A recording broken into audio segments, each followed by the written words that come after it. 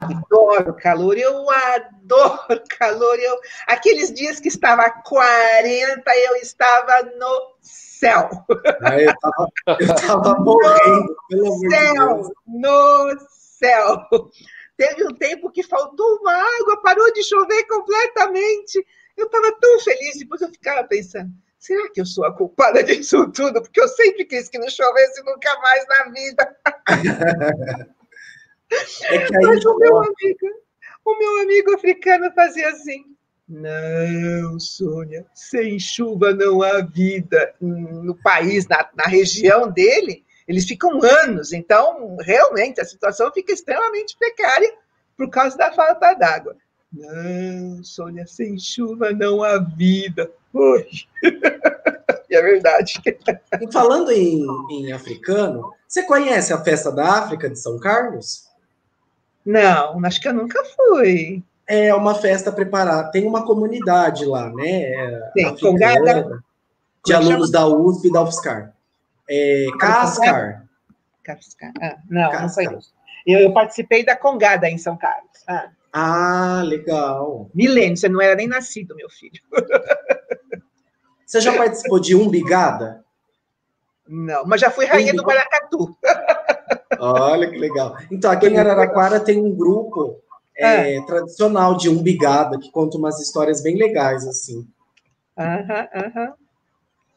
E essa festa da África ocorre todo ano no mês de maio, e eu participo também da organização dessa festa. Esse ano não teve, né? Sim. Não, nunca foi. É bem bacana. Tem site, ô Fábio? Tem a página do Face, da Cascar. Quer ver? Cascar. Cascar. Vocês conhecem. Tá. Vou procurar.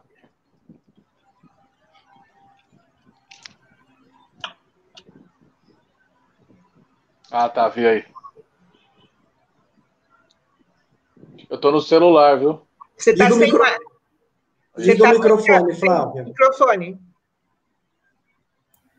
Oi, gente. Lembrando que a gente já está ao vivo no Face. Legal. A Juliana chegou aqui falando boa noite para nós. Boa noite, Juliana. Boa noite. Boa noite, Juliana. Boa noite. A gente está aqui esperando um pessoal chegar um pouco mais para a gente começar. Então, acho que mais uns 5 minutinhos, tá ok? Tá ok. Tá bom. Vou sair de novo. Tá bom.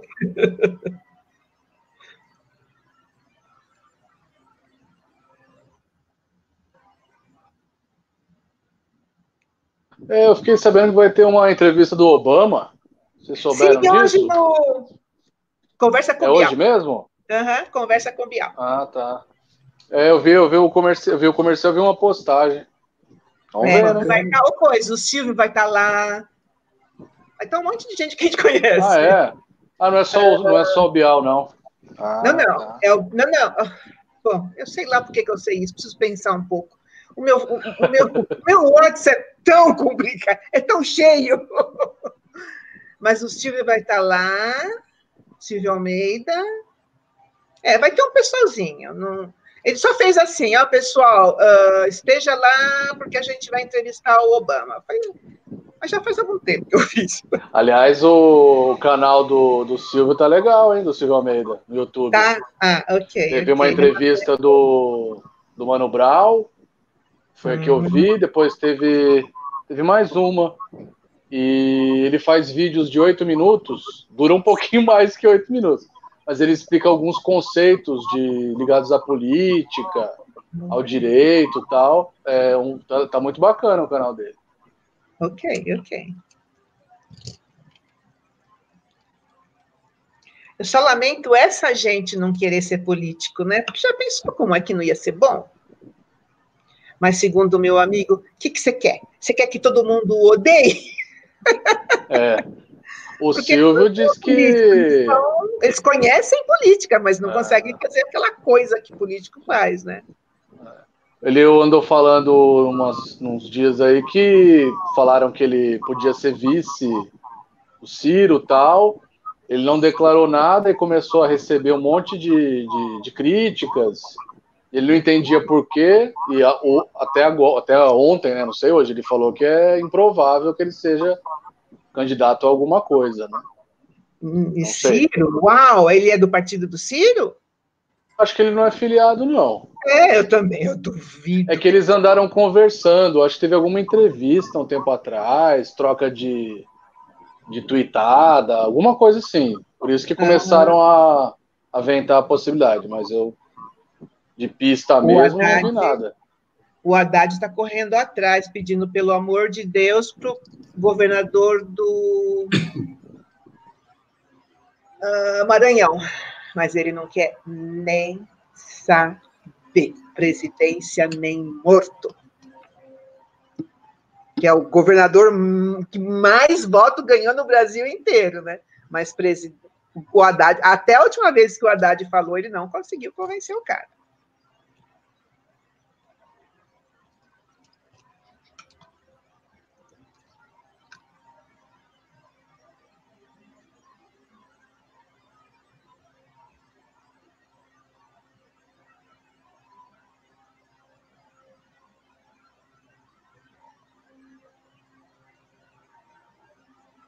Ai, que lindo. Nunca tinham colocado o PhD, Sônia.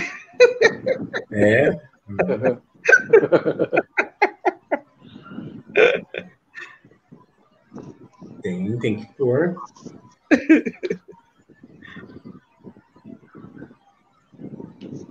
Sônia não tem acento no O.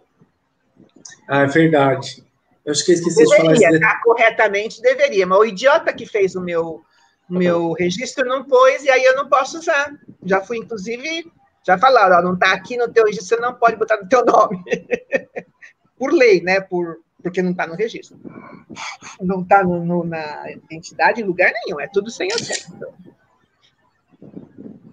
Yes. Você sabe que eu chamo Fábio e eu não sei se na minha certidão...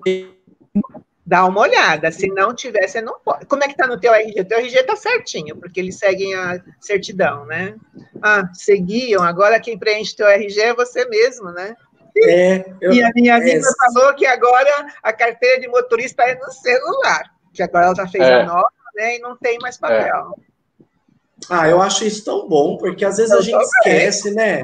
Tem que ver como é que a minha parece que alguém mastigou e guardou. A minha carteira e no estado até de São documento Paulo, de carro, né? O documento também é online, né? Tudo a gente celular. Esquece. É horrível, O problema é quando roubar o celular. Aí eu quero saber o que a gente vai fazer. Vai ser um transtorno. Porque estão discutindo a votação, né? Vocês viram? Fizeram teste ontem? Votar por celular. Só que aí tem muito. Se já tentaram hackear um sistema super protegido do TSE e o nosso celularzinho aí, chinês. Porcaria de tudo. Bom, é horrível que a gente vai. Não sei. Mas diz que vai ser devagar a transição e se tiver segurança, né? Aí fariam leitura facial, que é um outro problema também, né? Eu não consegui ainda botar a minha digital no meu celular, mas tem o trequinho para colocar. O meu é facial também. Uhum. Tem todo um problema da tecnologia facial, né? Que é feita por brancos, né? Para brancos. Aí eles não reconhece todo preto, todo pardo é igual. Aí você pode ser preso. Pois é. Mais um modo de ser preso sem ter nada, né? Nem cor de pele. Tem aqueles coisas de cor de pele que não considera se a pele é preta. Então, acho que da outra vez eu até comentei que parece que na Inglaterra parece que reconhece que você está com capuz. Oh my God. Um monte de gente, um monte de preto e tal, não sei o quê. Tá com capuz. Tira o capuz, mas que capuz, cara? Não tem capuz nenhum, meu. Parece que reconhece que você tá com capuz.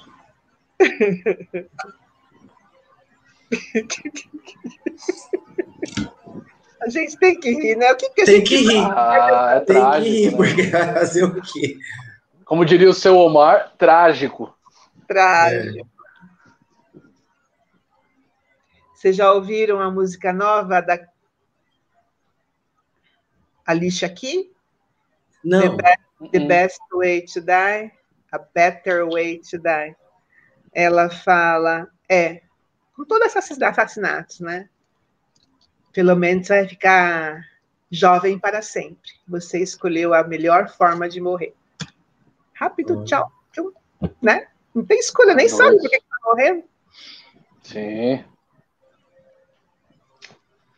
Não é fácil, não. Não. Não mesmo. E você viu no Rio, com tudo o que aconteceu, eles estão botando as mesmas pessoas na prefeitura. Então, meu bem, não venha reclamar, não venha reclamar para mim. Vote correto, porque não é possível que todo aquele mundo de gente que votou seja branco. Mas tem gente... caras. E não votaram... Bom, Pois é. Sem comentários. Mesmo na Bahia, gente, na Bahia... Oh my God. Mas ok, paciência. Como diz minha mãe, cada um tem tem o governador que votou em cima.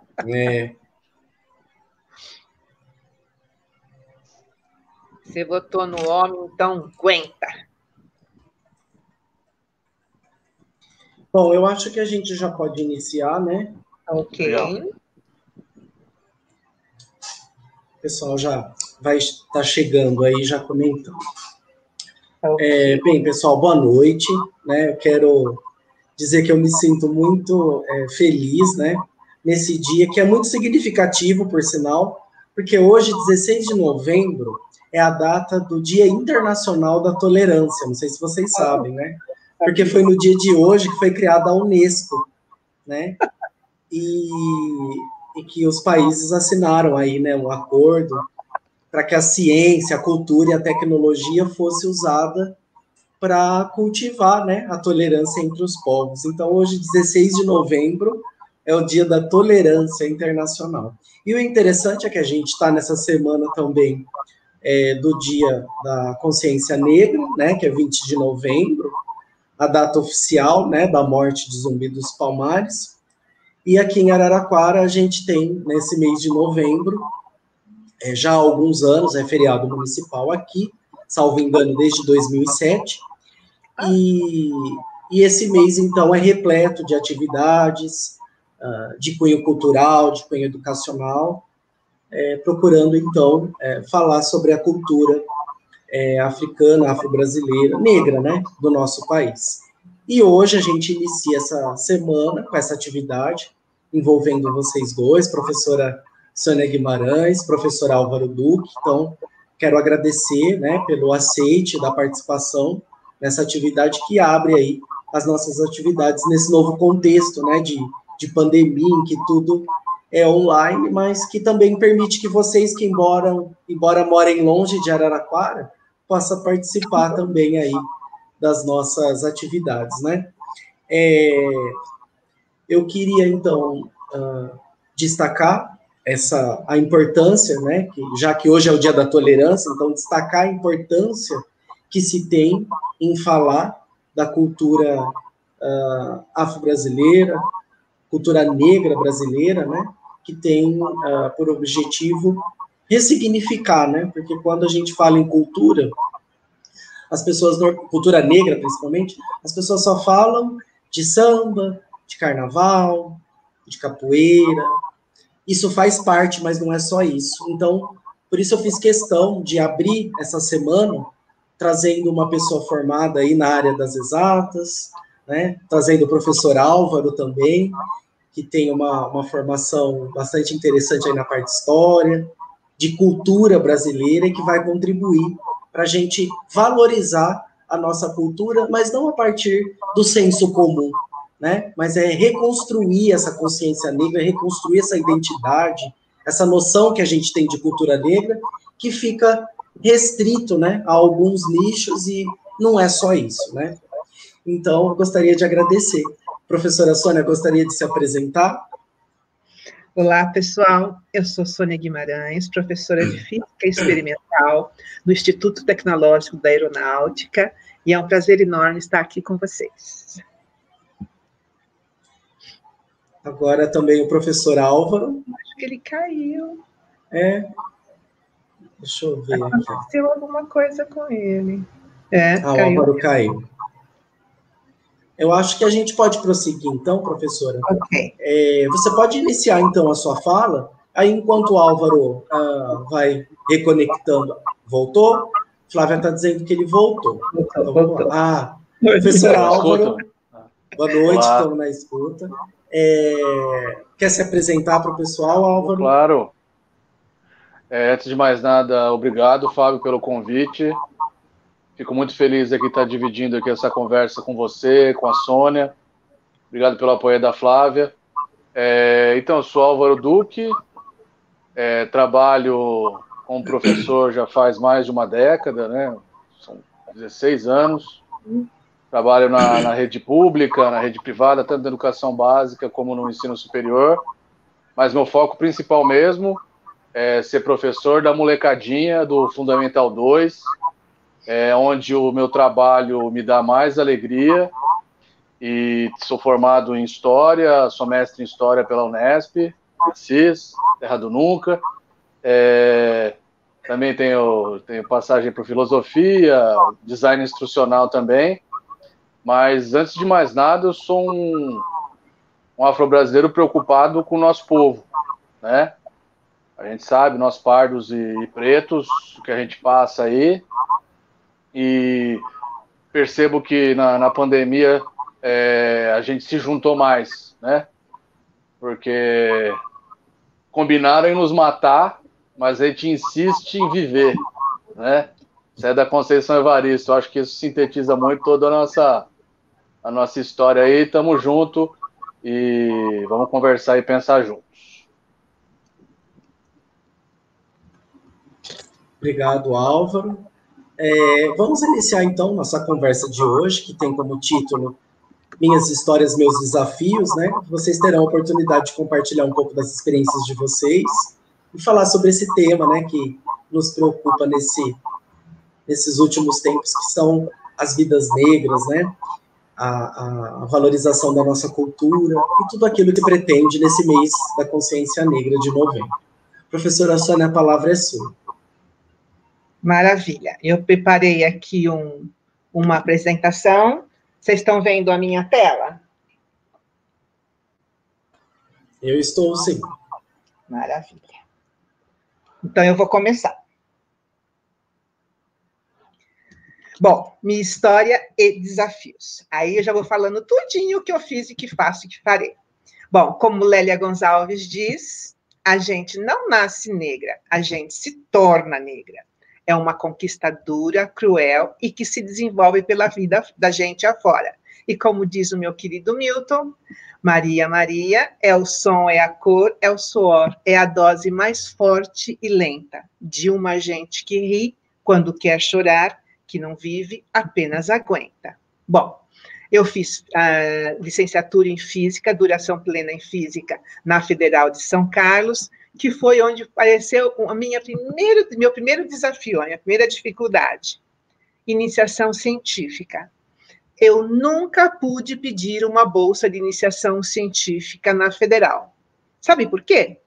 Porque a pessoa que distribuía as bolsas disse: você nunca vai usar física para nada, para que eu vou te dar uma bolsa de iniciação científica?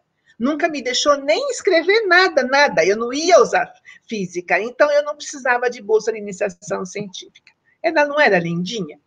Apesar disso, eu entrei no mestrado em Física Aplicada, na USP, lá em São Carlos. E aí, de novo, como diz Milton, mas é preciso ter manha, é preciso ter graça, é preciso ter sonho sempre. Quem traz na pele essa marca possui a estranha mania de ter pé na vida. E é aí que vieram as minhas oportunidades. Quando eu estava fazendo o mestrado lá na USP, lá em São Carlos, apareceu um pesquisador de Bolonha e ele me apresentou a Caterina Sumonte, que foi lá me ajudar a montar o equipamento que eu trabalhei no meu mestrado. Quando eu terminei o mestrado, ele fez: Sônia, por que você não vem fazer teu doutorado aqui na Itália? Acontece que na Itália a gente já sai doutoressa da graduação. Então, eu fiz alguns cursos de doutorado na Escola de Engenharia Politécnica da USP de São Paulo, e fui para a Itália fazer a pesquisa, depois era suposta voltar lá para a Poli e defender meu doutorado. E foi isso que eu fiz, eu fui para o Consiglio Nazionale delle Ricerche e trabalhei com Sandro Solmi, lá em Bolonha, na Itália. Olha, eu doutoressa lá na Itália. Acontece que quando eu estava fazendo na minha pesquisa lá na Itália, uma minha colega teve o marido transferido para a Inglaterra. E chegando na Inglaterra, ela já fez, Sônia, vem já para cá. Já conseguiu um orientador para você, que ele já conseguiu uma bolsa para você. O trabalho que você fez aí na Itália vai valer aqui já como curso. E eu fui fazer o meu PhD em Manchester, na Inglaterra, e eu trabalhei com o Tony Picker lá. Olha eu, lá na Inglaterra fazendo. E isso me fez eu ser a primeira negra declarada, porque vai saber que tem uma lá que não queira se declarar, com PhD em Física em Brasil. E aí veio o meu desafio número 2, minha dificuldade número 2. Para a UniCNPq, esse pioneirismo, primeira negra doutora no Brasil em Física, não valia. Nem o CAPES, isso não era importante. Aí um policial enfiou o joelho dele no pescoço do George Floyd e, de repente, o CNPq já tem interesse, sim, tem uma garota que já escreveu um livro sobre isso, não sobre o meu pioneirismo, mas sobre todas as negras e negros cientistas e engenheiros do Brasil, e agora o CNPq que enrolou essa menina, é a Katemari, enrolou a Katemari por um tempão que não precisa, que isso não é importante, agora o CNPq vai financiar o livro dela, vai publicar, enfim. Tinha aqui o George Floyd morrer lá nos Estados Unidos, para o pessoal perceber que racismo não é bom. Voltando para o Brasil, eu fui trabalhar em Campinas, no Centro de Tecnologia e Informação Renato Archer, com microestrutura, sempre trabalhei com física aplicada, e aí veio o desafio número 3, a minha dificuldade número 3, viagem para o exterior. Quando eu estava lá no CTI, pintou um monte de bolsa para ir para a Bélgica ou para a Holanda, não me lembro mais. Para um centro de pesquisa maravilhoso, sempre com eletrônica, microeletrônica, que foi o que eu trabalhei minha vida inteira. E na hora que pintou isso aí, muitas, umas 20, 30. Eu falei, oba, também quero ir. Resposta: não, você já passeou muito pela Europa, você não tem direito a essa bolsa. Portanto, o meu doutorado, o trabalho que eu fiz na Itália e o meu PhD na Inglaterra virou passeio. Eu era a única doutora de toda a equipe, a única fluente em italiano e em inglês, e eu não podia ir porque eu já tinha passeado muito pela Europa. Eles não são lindinhos? Aí eu fiz o concurso, passei, sou professora no ITA, e no ITA a coisa funciona assim. Nos 2 primeiros anos, eles fazem o curso fundamental, no qual eles aprendem física, química, matemática, introdução à computação e à humanidades. No final do 2º ano, eles começam a fazer as escolhas. Engenharia aeronáutica, engenharia eletrônica para aeronaves, para aviões, embarcada, engenharia mecânica para produzir aviões, engenharia civil para construção de aeroportos, engenharia de computação embarcado e engenharia aeroespacial. Dificuldade número 4, essa aí foi o meu super desafio. No meu 3º ano de ITA, professora, concursada, PhD na Inglaterra, blá, blá, blá, blá, blá, blá, entra um colega na minha sala com 12 avaliações dos estudantes. Eu dava aula para 120 estudantes. Ele entrou com avaliação de 12, onde estava escrito: a Sônia é a pior professora do ITA, a Sônia não sabe física e a roupa dela chama muita atenção para o corpo dela. Maravilha. Por causa disso, eu fui expulsa. Fui atrás, tentei falar com o reitor que não me recebeu, o chefe do departamento estava viajando, o vice-chefe disse que eu estava sendo perseguida, tinha mais que ir embora. O representante dos professores do ITA, eu estava sendo perseguida, tinha mais que ir embora. O diretor do CTA não me recebeu. Enfim, Aí eu fui expulsada e fui ser gerente de sensores de radiação infravermelha no Divisão de Materiais do AMR, do Instituto de Aeronáutica e Espaço, IAE, que ainda é dentro do CTA. Eu continuei no mesmo campus, mas em um outro instituto. Nesse lugar eu trabalhei montei sensores de radiação infravermelha, e os sensores que eu produzia tinham que ser encapsulados, eles vão na cabeça do míssil, eles veem a temperatura de 600 Kelvin, que é exatamente a temperatura do motor de um avião. Então, eu produzi sensores que eram para os mísseis Piranha, para atacar aviões inimigos. Dificuldade número 5. De novo, não queriam que eu viajasse para o exterior. Eu mandei o trabalho para um congresso para 600, eu trabalhava na divisão de materiais, e esse trabalho que eu mandei para o congresso, ele ia ser só para pesquisadores de materiais nos Estados Unidos, e o que era o gerente na época saiu esperneando pelos corredores do AMR: se a Sônia for para os Estados Unidos, eu não quero mais ser gerente e vou acabar com esse projeto. Bom, eu não fui para os Estados Unidos, ele deixou de ser gerente, eu virei gerente, e 2 anos depois eu fui para Paris fazer umas medidas, e 4 anos depois eu fui num congresso, agora bélico, já para sensores mesmo de radiação infravermelha e materiais para Exército, Aeronáutica e Marinha, lá nos Estados Unidos, e agora meu nome está até na NASA. E por causa desse trabalho que eu fiz lá no AMR, eu tenho um pedido de patente.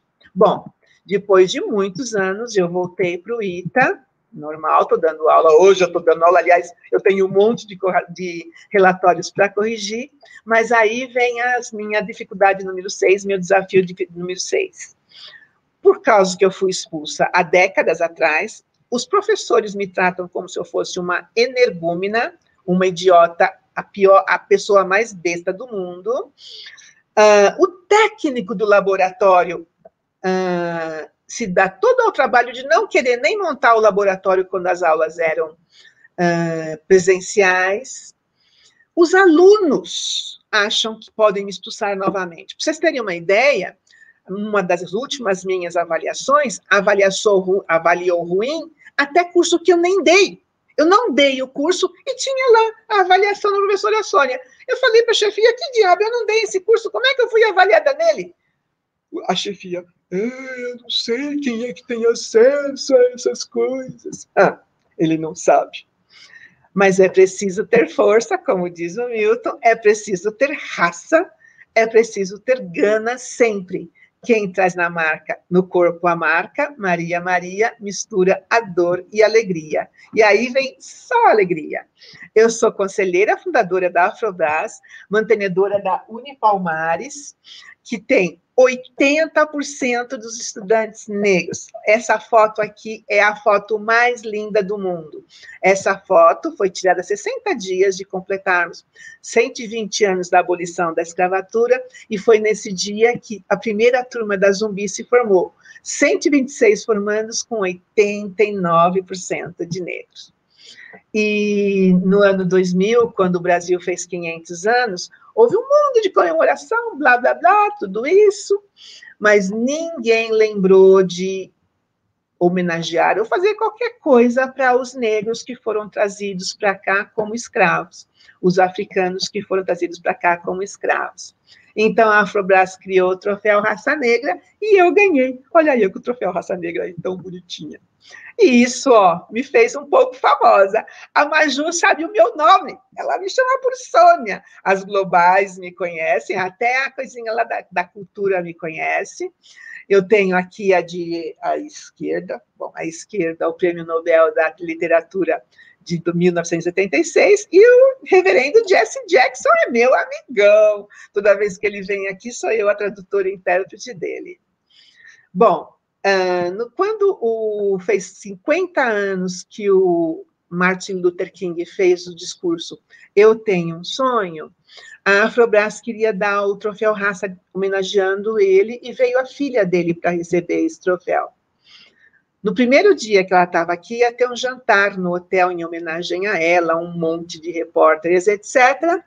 Mas a danada não queria descer de jeito nenhum desse maldito quarto. Ela queria ter o jantar dela no quarto, enfim. E ficou um monte de gente lá em cima tentando convencê-la para descer. E nesse meio tempo eu fiquei conversando com a Ana Paula Padrão.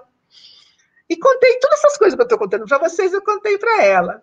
Ela fez, Sônia, você precisa ir no meu programa, Momento Mulher. Eu falei tudo isso que eu estou falando para vocês para 600 mulheres. E aí a minha vida mudou para o Brasil inteiro. Quando teve o filme Estrelas Além do Tempo, houve uma procura para as pioneiras. Nas Estrelas Além do Tempo, eram pioneiras matemática, e aí procurou-se as pioneiras brasileiras. E adivinha quem eles acharam de pioneira negra brasileira? Tchan, tchan, tchan, tchan. Aí eu saí no El País. Agora eu virei multimídia. Estou no livro do Carlos Machado, ele me chama de Gênios da Humanidade, olha no livro dele. Estou no livro do Lei Lopes, Afro-Brasil Reluzente, mas tudo que está escrito ali está errado. Eu nunca estudei no ITA. A Fiocruz fez um calendário de cientistas negras. Adivinha quem é que está no mês de junho? Bem o mês do meu aniversário, mas o dia lá está errado. É dia 20 de junho, o dia que está lá está errado. A Feira do Livro de Paraty disse que não existem escritoras negras.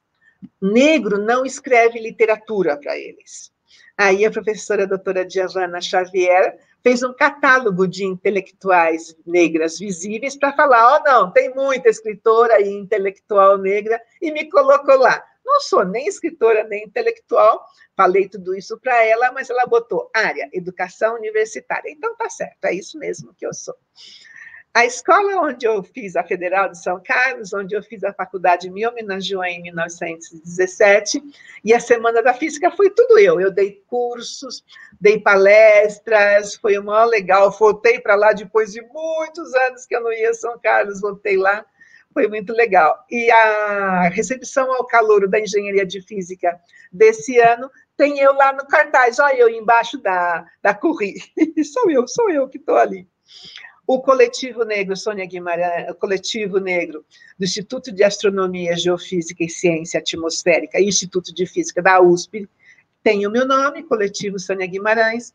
O Coletivo, o Centro Acadêmico de Física da Unicamp também é Sônia Guimarães, e o Coletivo Negro da Unesp de Guaratinguetá também é Sônia Guimarães.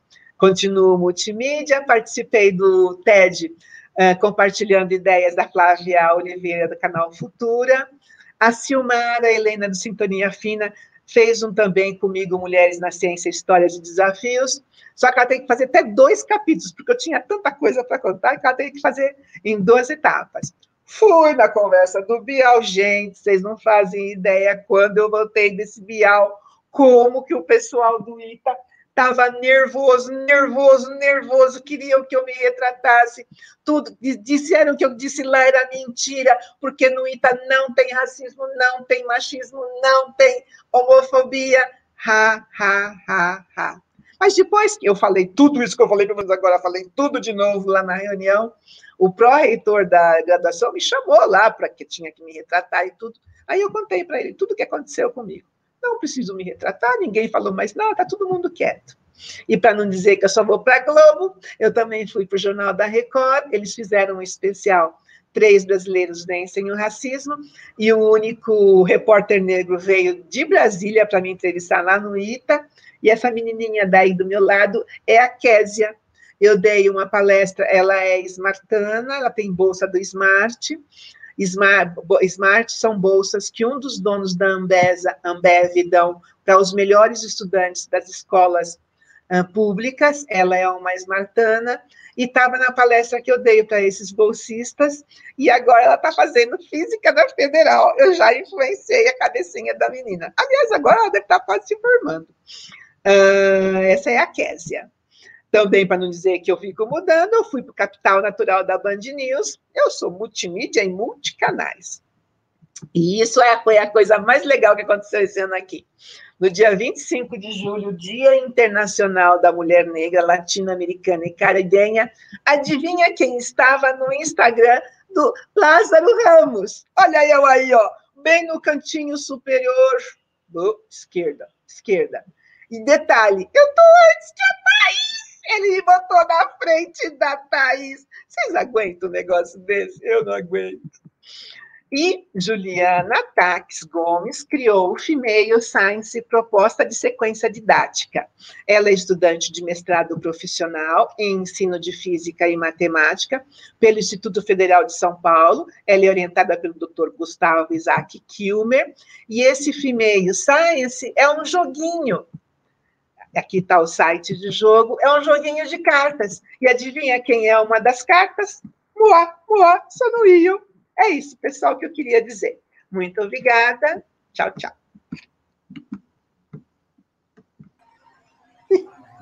Obrigado, Sônia, pela sua apresentação aí desse breve. Eu sei que você fez assim bem conciso tudo que você já realizou nessa vida, né? E que bacana poder te ouvir. E a gente sabe que foi duro o caminho, né? Nunca é fácil para uma mulher negra, já no espaço onde se espera que ela esteja. Imagina onde ela não era para estar, de acordo com o que a sociedade pensa, né? Mas é preciso ter raça, ter gana, é preciso ter sonho sempre. Eu anotei aqui, né, que as mulheres... Foi muito bacana, né, essa referência à canção, porque essa expressão de trazer no corpo, não é? A marca Maria, né? E toda mulher negra traz essa marca. E aí é preciso mesmo, é preciso ter gana, é preciso ter raça, é preciso ter sonho. Que bacana te ouvir. Penso que ser uma mulher negra PhD no Brasil já é um ato de resistência, né? Então, parabéns aí pela trajetória. E no tempo regulamentar, você viu? Eu corri para Bebel para dar certinho. Amanhã vai ser contado o tempo, vai ter um reloginho. Eu falei, ai, meu Deus do céu. Muito bem, obrigado. Agora vamos ao professor Álvaro. O professor Álvaro também aí vai ter os seus 20 minutos para falar um pouquinho do seu trabalho, né? E depois a gente retoma, viu, professora? Até para abrir para perguntas para as pessoas que estão nos acompanhando aí nas redes sociais, tá bom? Ok. Álvaro, a palavra é sua. Ok. Antes de eu começar, né, propriamente a minha fala, quero agradecer a oportunidade de estar junto com a professora Sônia conversando. A trajetória dela é espetacular. Ela é uma das grandes cientistas brasileiras, por competência técnica, e é uma mulher preta muito porreta, né? Então, eu não tenho uma trajetória tão brilhante assim como a professora Sônia, mas tenho o meu caminho também, né? Tenho a minha trajetória. Eu sou paulistano, fui muito pequeno, bem pequenininho, para uma cidade chamada Presidente Epitácio, e junto com a minha família. E eu sou, além de ser filho da minha mãe e do meu pai, eu sou filho da escola pública, né, do Oeste Paulista. E desde cedo eu sou um cara apaixonado por ler, e ler principalmente sobre história. Eu tive alguns professores muito marcantes na minha existência, e esses professores eram da área de humanas, né? Eu tive duas, três professoras e professores que marcaram muito e foram decisivos para que eu me tornasse professor de história. Eu fiz a educação básica pública e fiz universidade, a graduação pública e o mestrado na universidade pública. E foi por meio da educação pública que eu consegui ter uma profissão e consigo viver. né? E eu tenho como principal foco da minha profissão trabalhar numa escola pública. Esse é uma das principais metas, objetivos da minha existência, é tudo aquilo que eu recebi da escola poder minimamente recompensar trabalhando, sim, com a molecadinha, né? Então, eu sou graduado pela Unesp em Assis, já na graduação, assim como a professora, também fiz iniciação científica, eu fiz PIBIC, e nesse projeto de iniciação científica comecei a estudar História dos Intelectuais e continuei essa pesquisa no mestrado. Foi mais ou menos já no final da graduação, comecinho do mestrado, comecei a ser professor efetivamente, falando na rede estadual. Eu fui 10 anos, mais de 10 anos, professor efetivo da rede estadual de São Paulo, né? Trabalhei na cidade de Santa Isabel, trabalhei durante muito tempo na cidade de Jacareí, né? E nesse caminho, trabalhei na universidade privada, trabalhei em cursinhos pré-vestibulares, mas o que marca a minha existência enquanto professor é a experiência na educação pública. Ensino médio e ensino fundamental 2. Eu me formei no ano de 2003. No ano de 2003 a gente tem, né, a nossa lei, e só que em 2003 estava saindo da graduação. Durante os 4 anos de graduação, a história da África e a história de afro-brasileiras e afro-brasileiros, ela foi extremamente marginal na formação, né? A lei ainda não tinha sido estabelecida e mais, a lei não houve uma discussão ampla na universidade, no caso da Unesp, onde eu estava, sobre a elaboração da lei e a implementação da lei. Teve algumas exceções, alguns grupos de estudantes, principalmente, poucos, de vários cursos, não só de história, participaram da discussão da lei. Mas enquanto formação profissional de historiador, isso não passou. Foi somente à medida em que eu me tornava professor, nossa profissão é extremamente prática, né? É fundamental a formação inicial, mas boa parte da nossa existência enquanto professor, lá no chão da sala, se dá nesse embate prático de como montar uma aula, que tipo de aprendizagens você estabelece junto aos alunos. E nesse embate, e nesse encontro, né, que é um conceito importante, que vai além da empatia, né? A empatia, ela envolve apenas respeito ou compreensão de como o outro é, mas não há um encontro. No encontro, né, o Spinoza nos ajuda muito a pensar isso, no encontro a gente vai além da empatia. A gente estabelece um contato real com o outro, e nesse contato você se transforma potencialmente, e o outro também se transforma potencialmente. Mas foi no trabalho com os alunos e alunas, com os meus colegas professores e professoras, onde a minha condição de afro-brasileiro foi, como a professora Sônia lembrou, né? Foi aí que eu comecei a me tornar afro-brasileiro, de verdade. Parece que era uma dimensão da minha existência que estava como que adormecida por uma série de questões, né? E desde a infância tem várias questões de tradições que, por vários motivos que não vem aqui ao caso, parece que a gente solapa, né? Mas foi no trato com os meus alunos e minhas alunas que eu percebi a necessidade de me reorganizar internamente, de reconstruir minha subjetividade, e isso eu agradeço aos meus alunos e alunas pela eternidade, né? E foi principalmente na rede estadual, trabalhando com ensino médio, que esse despertar interno e despertar profissional com o trabalho afrocentrado se deu. E para começar a tentar construir esse trabalho afrocentrado, lembrando, isso foi em 2000, faz já 10 anos que eu tento, né, estabelecer um trabalho afrocentrado na educação básica. Esse trabalho nunca vai estar terminado, mas ele tem origem numa escola chamada Escola Estadual Professor João Cruz, no município de Jacareí, no Vale do Paraíba Paulista, e lá, em parceria com professores, principalmente uma professora de geografia chamada Rosana Flório, a gente começou a desenvolver uma série de estratégias e práticas voltadas para a cultura brasileira. E entendido cultura brasileira descolada de folclore, que é um conceito muito complicado de se trabalhar hoje em dia, né? Que, entre outras coisas, essa ideia de folclorização daquilo que não é branco, daquilo que não pertence à branquitude e à sua suposta alta cultura,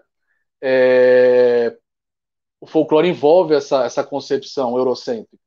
Então, foi muito bacana, junto com a professora Rosana Flora, a gente começar a desenvolver um festival de cultura brasileira, onde essa noção de folclore está afastada, e onde as diferentes culturas dos nossos povos, né, não existe só um povo brasileiro, existem vários, a gente começou a trabalhar junto a alunos do primeiro, segundo e terceiro ano do ensino médio.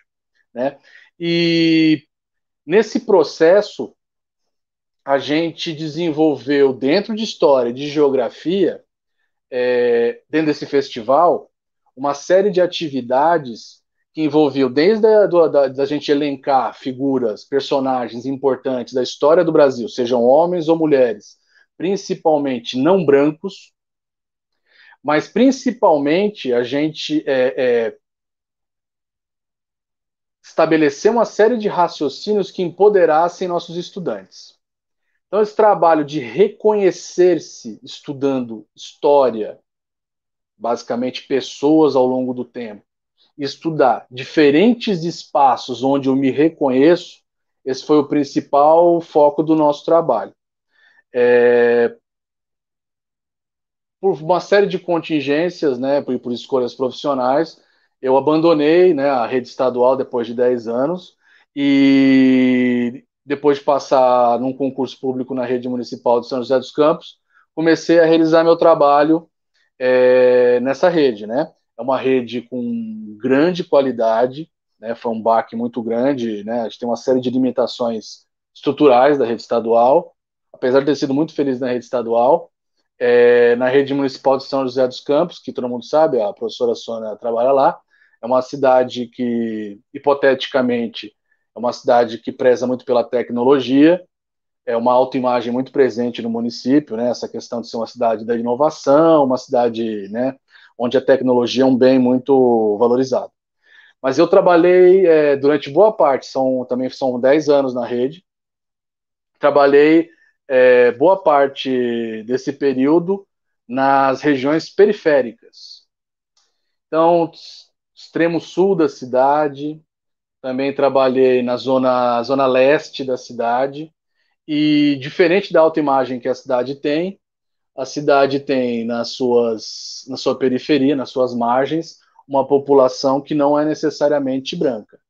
Né? A cidade é muito mais colorida na sua periferia e isso oferece uma série de possibilidades de trabalho pedagógico e é lógico, nós estamos no Brasil, uma série de limitações. Foi na rede municipal de São José que eu consegui migrar dessa ideia geral de cultura brasileira para um esforço de trabalho afrocentrado. Então, eu entrei na rede municipal no ano de 2010, já tinha um caminho de implementação da lei de cultura afro-brasileira e de cultura ameríndia nativa.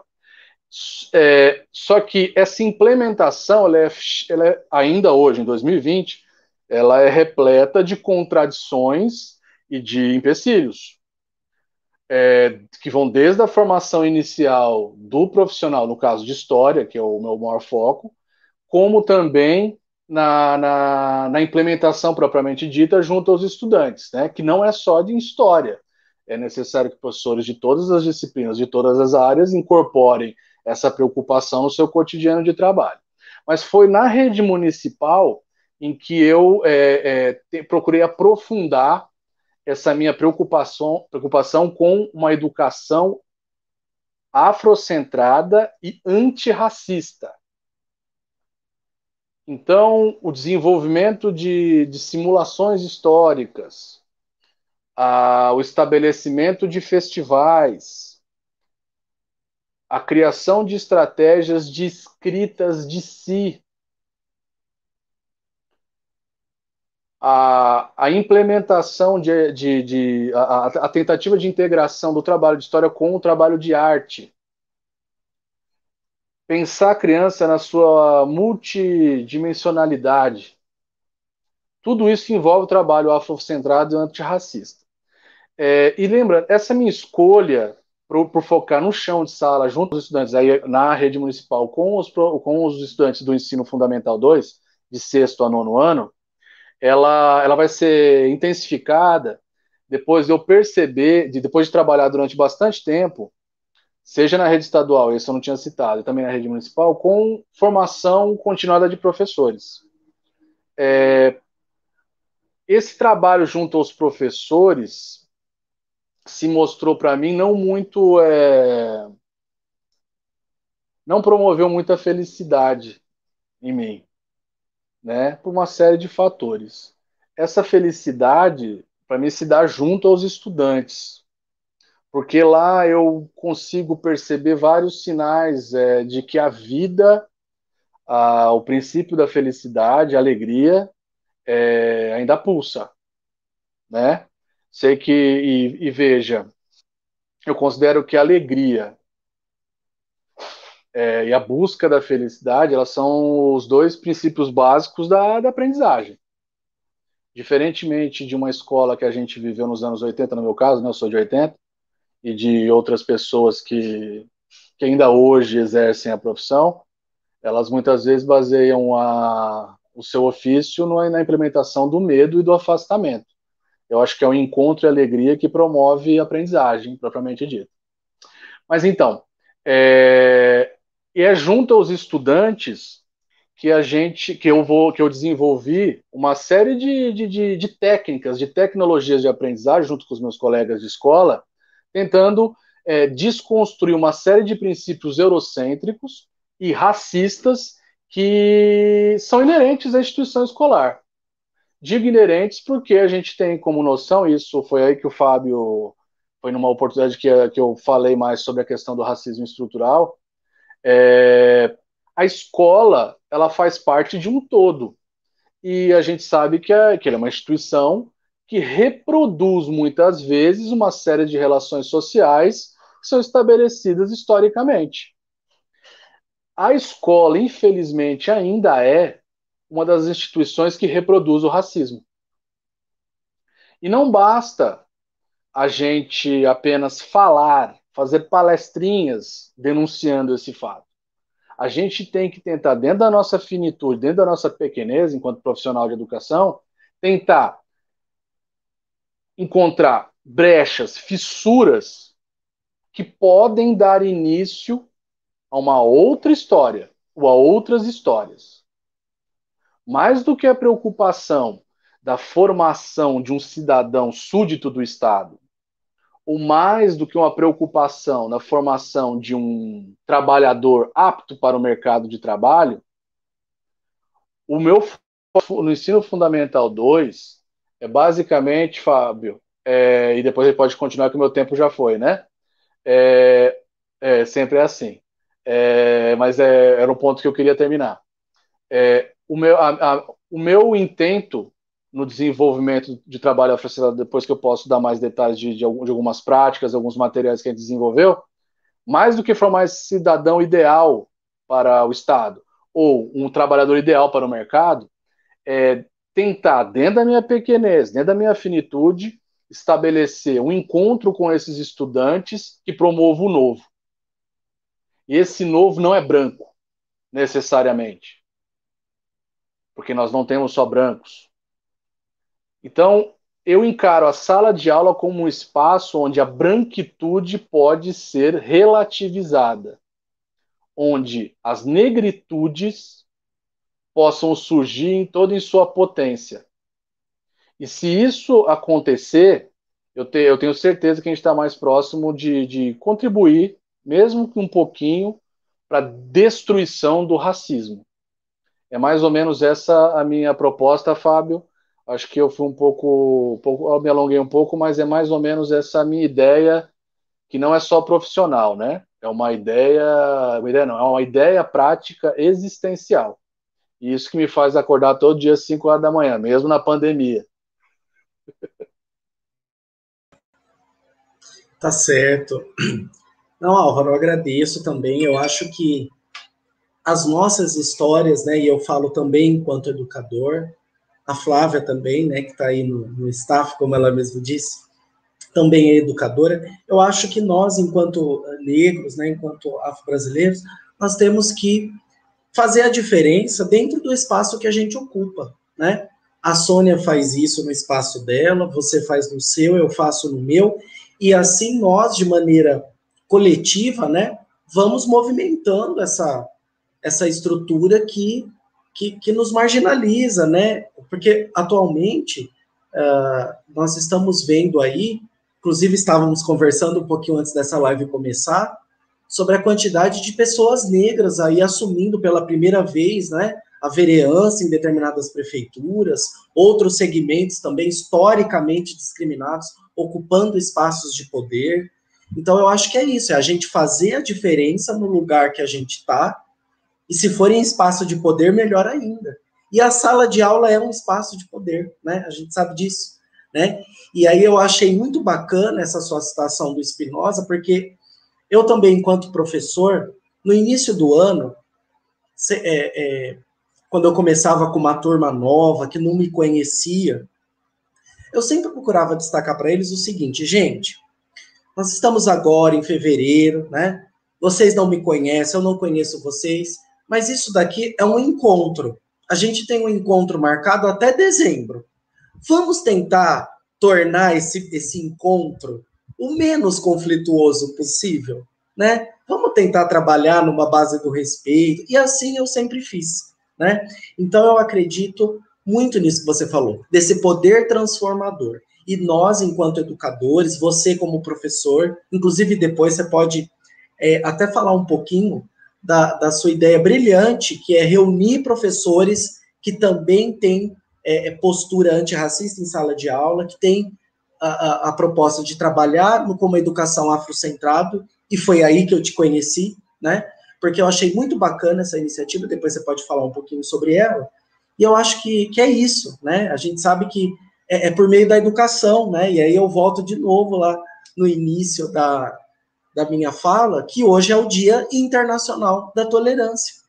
E essa tolerância ela vai ser construída por meio da educação, por meio da ciência, por meio da tecnologia, né? Por isso a professora Sônia aqui, por isso você aqui, para que a gente possa abrir essa semana aqui em Araraquara refletindo sobre isso, sobre o poder transformador da educação, né? E aquela fala que é muito acertada, né, do Nelson Mandela, que as crianças não nascem odiando ninguém. E se elas podem, elas são ensinadas a odiar. E se elas podem aprender a odiar, elas podem aprender a amar. Então eu acredito que a educação é isso, ela tem esse poder transformador. Então eu agradeço. E Fábio, muito, desculpe interrompê-lo, mas começando, sei lá, o diálogo, eu acho, quando eu escuto e aprendo com outro, eu quero conversar com ele. Sempre eu faço isso. Seja ele um adulto, Sim, seja ele uma criança, né? Que a gente aprende, às vezes, mais com eles não percebem muitas vezes, mas a gente aprende mais com eles sobre quem você é, né, etc. Mas, Fábio, eu queria só citar uma questão na educação, questão da educação antirracista. Eu acho bacana, quando, no caso Fundamental 2, eu posso falar com mais propriedade, né? Mas, e no ensino médio. Quando a gente consegue, ainda mais na Semana da Consciência Negra, é importante dizer isso. Quando a gente consegue estabelecer junto aos estudantes e às estudantes a noção de que o racismo é uma ideologia e, como tal, ela tenta mascarar a realidade, eu acho que a gente consegue já estabelecer uma ruptura importante. É claro que não é por meio, como eu falei, da palestrinha que você demonstra isso. No caso, eu sou professor de História. E sendo professor de História, você tem uma série de... Você tem um arsenal gigante de possibilidades de trabalhar. Seja matemática, seja história propriamente dita, as artes, são várias artes, mas quando a gente consegue sair do campo da ideologia e pensar as relações sociais, eu percebo que as crianças percebem o que é o racismo basicamente. que é a tentativa de afastar a população negra, principalmente no Brasil, em países como o Brasil e Estados Unidos, da posse de propriedade e dos cargos de prestígio. A professora Sônia falou da questão dos cargos de prestígio. O racismo nada mais é do que isso. A gente não vai destroçar o racismo utilizando de argumentos ideológicos. A gente tem que jogá-lo no chão, na matéria, na sua materialidade, porque a partir daí a gente consegue entender as suas estratégias simbólicas para nos afastar, que é destroçar a nossa autoimagem, é nos desvincular da nossa ancestralidade, é de não termos exemplos. Todo mundo tem que conhecer a professora Sônia, todo mundo, desde a creche. Vendo a professora Sônia e mulheres como ela, você vai construindo uma série de anticorpos sociais dentro da criança que vai fazer ela se empoderar de si mesma. Então, é evidente que esse discurso que eu faço aqui é para adulto, mas na série de práticas que a gente estabelece com a molecada e com a meninada, se a gente conseguir colocar esse fundo em cada página, em cada música, em cada imagem, como você falou, Fábio, essa sua postura, ela não pertence à branquitude. Iniciar um trabalho pensando no encontro, isso é próprio da gente. É do povo preto e pardo, do povo negro. Né? A gente tem princípios civilizatórios que vão garantir o futuro da humanidade, junto com o povo ameríndio. Quando a gente fizer quando nossos princípios civilizatórios, que fizeram a gente criar as primeiras tecnologias, as tecnologias mais importantes da existência humana, agricultura, metalurgia, astronomia, matemática, junto com os povos ameríndios e os povos do Extremo Oriente, nós criamos essas tecnologias que sustentam ainda a vida. Eu não sei até quando, se a gente não conseguir acabar com esse mundo e construir um mundo novo, né? Então, mas, Fábio, eu acho que essa é a lógica do ensino afrocentrado. Estabelecer os princípios civilizatórios alternativos, sem palestrinha, a médio prazo, e principalmente tendo em mente essa questão do encontro, da redução de hierarquias, da escuta, do diálogo, do respeito àquele que não é igual a mim. E eu acho que são esses princípios que potencialmente nos fazem ter mais, eu não digo esperança, porque como eu citei o Spinoza, a esperança não ela é irmã do medo, né? Mas ter certeza que é possível, é potência, né? Potencialmente pode construir algo novo. Sim, sua fala é muito forte, eu acho que é isso mesmo, né? Resgatar, né, a nossa ancestralidade, que trabalha com o coletivo, que não trabalha um atrás do outro, trabalha circular, né? Que não trabalha com acúmulo, trabalha com partilha. Então, eu acho que é isso, né? Eu acho que a gente, de fato, resgatar essa nossa história, esse nosso legado, né, cultural. Eu queria voltar um pouquinho a fala para a professora Sônia, até para fazer uma questão aqui que me chegou, né? Você está num ambiente que é dominado por homens, que é dominado por homens brancos, e que é dominado por homens brancos de uma classe social dita alta, né? E aí, eu queria que você explanasse um pouco mais a respeito desse lugar que você ocupa e como você tem criado, por exemplo, estratégias para lidar com isso, porque é assim também. A gente não pode, o tempo todo, achar, não estou no meu lugar, né? Não, a gente tem a nossa individualidade, a gente tem o nosso espaço e vamos, né? Vamos lutando e vamos trabalhando. Mas também não podemos esquecer que estamos nesse lugar. Então, que estratégia que a professora tem utilizado para lidar com isso? A palavra é sua. Ok. Eu estou nesse lugar e ele me pertence. Eu fui aprovada, eu passei no concurso, porca lá miséria. Mas, soma. É realmente muito difícil. Só eles têm razão. O que eu faço? Eu faço como eu faço. Eu tenho o meu estilo, eu tenho a minha forma de ser, eu quero as coisas do jeito que eu quero e deixo isso muito claro. Fim. E faço o melhor que eu posso nesse sentido. Aí o que eles tentam fazer? Ah, não, essa tua técnica não é boa, etc, etc. Não me importa. Eu provo, trabalho em cima para mostrar que é a melhor forma. Os meninos ficam chateados. A professora Sônia é muito exigente. Pô, o cara entra no ITA e não quer exigência. Mas o problema não é esse. Eu não posso ser exigente. Todos os outros professores brancos, homens, podem. Eu não sei física, lembra? Eu não sei física. Então, eu não posso ser exigente. Na hora que eu corrijo os exercícios, porque, gente, vocês não fazem ideia como eu sou exigente. Eles ficam zangados com a forma que eu corrijo. Aí, o que eu faço? Bom, essa é a forma correta e é assim que eu quero que seja. Você quer que seja assim? A nota é tanto. Você quer que melhore? Faça como eu quero. E é decisão deles. Quer nota alta, faz como eu quero. Não quer os outros professores.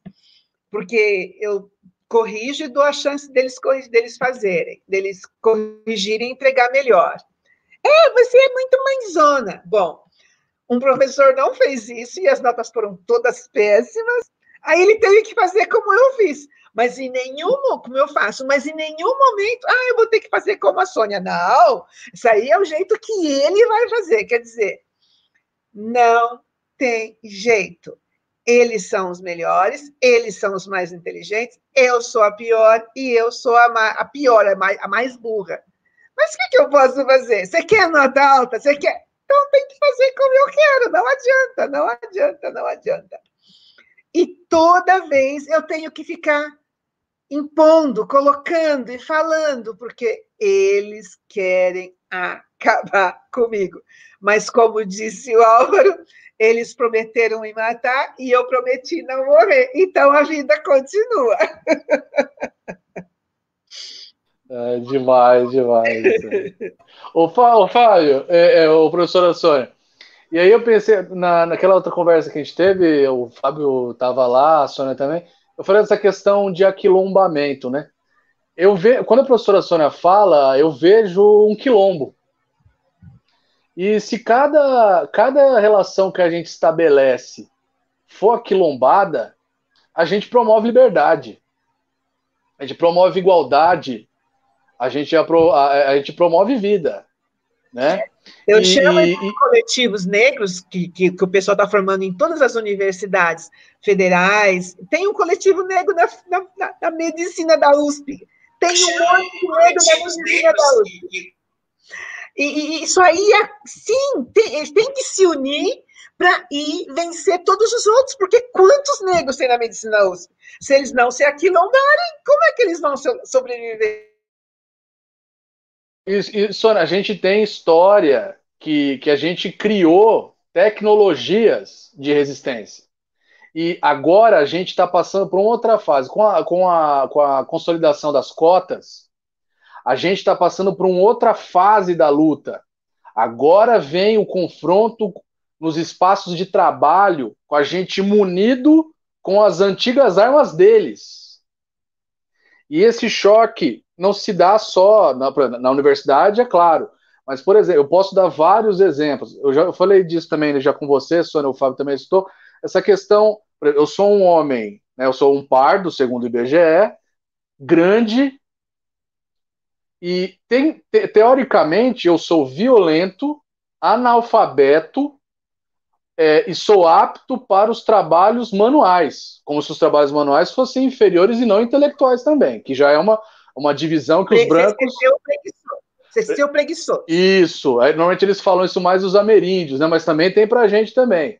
Mas então, nos espaços que a gente vai trabalhar, espaços de convivência, ou de confronto intelectual, é evidente que a minha posição não é igual das mulheres pretas e as mulheres negras, que sofrem muito mais do que eu, né? Mas assim, existe também um grau elevado de nós, o Fábio pode falar também, ele tem um monte de experiência com certeza em relação da gente se afirmar como um ser intelectual é muito mais difícil. Então a gente parece que já está pressuposto, e o professor Silvio Almeida fala sempre sobre isso, da necessidade, o Franz Fanon também fala bastante, da necessidade da gente duplicar o nosso esforço intelectual para conseguir se impor. Porque vira e mexe, quem chega na nossa frente de novo, pressupõe, você é um homem violento, apto para o trabalho braçal, quiçá um analfabeto.